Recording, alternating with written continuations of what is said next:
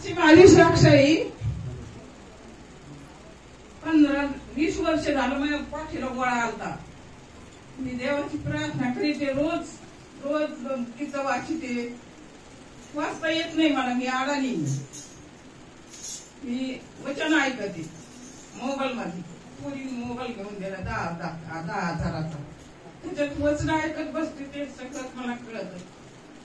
देवाची शक्ती करते. माझा गोळा जाग्यात निघाला.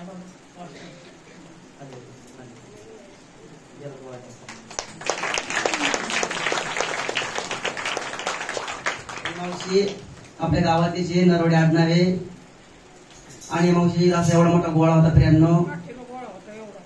आणि वसनाद्वारे मावशीचा गोळा निघून गेलेला आहे. आपण कोटी कोटी धन्यवाद प्रभू काळ आपण देवाचा बघा.